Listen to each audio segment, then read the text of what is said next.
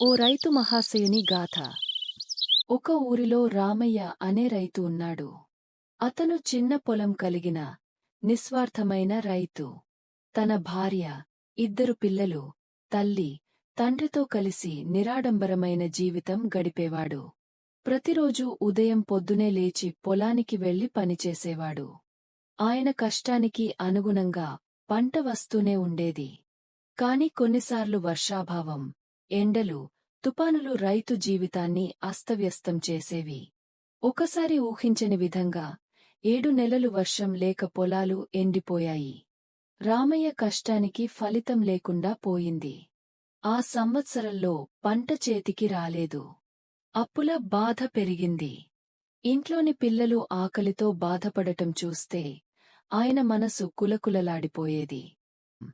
ఒకరోజు రామయ్య ఊరి పెద్ద మున్సిపాలిటీ కార్యాలయానికి వెళ్లాడు. అక్కడ ప్రభుత్వ అధికారులు పంటల నష్టపరిహారం ఇస్తున్నారని తెలిసింది. కాని ఆ సహాయం తక్కువగా ఉండటంతో అది ఆయన కుటుంబాన్ని పోషించలేకపోయింది. రామయ్య మళ్లీ తన కష్టాన్ని నమ్మి వ్యవసాయాన్ని మెరుగుపర్చాలని నిర్ణయించుకున్నాడు. తన పొలంలో బోరు వేయడానికి ప్రభుత్వ బ్యాంక్ నుండి రుణం తీసుకున్నాడు.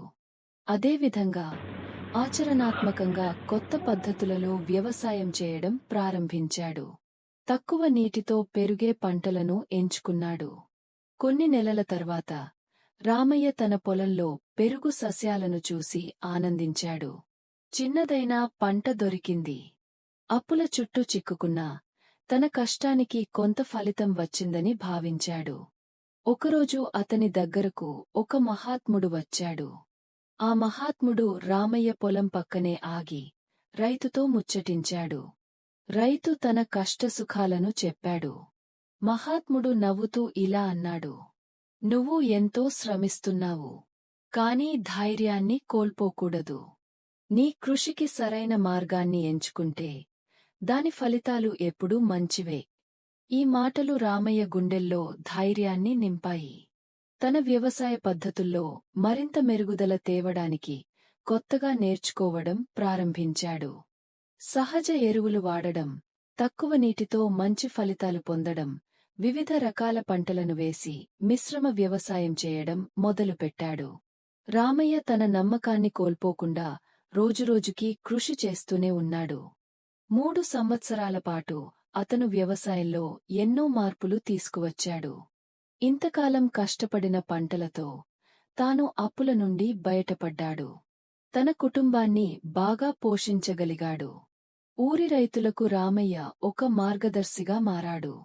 అతని పద్ధతులను చూసి చాలామంది రైతులు స్ఫూర్తి పొందారు. తన మార్గదర్శకత్వంలో ఊరిలో వ్యవసాయ విప్లవం వచ్చింది. ప్రతి ఒక్క రైతు తన పొలంలో మెరుగైన పద్ధతులు అవలంబించి మంచి దిగుబడి పొందారు. మొత్తం కథనానికి మర్మం: రామయ్య కష్టం, పట్టుదల, నమ్మకం, సహనం ఈ కథలో ప్రధాన సందేశం.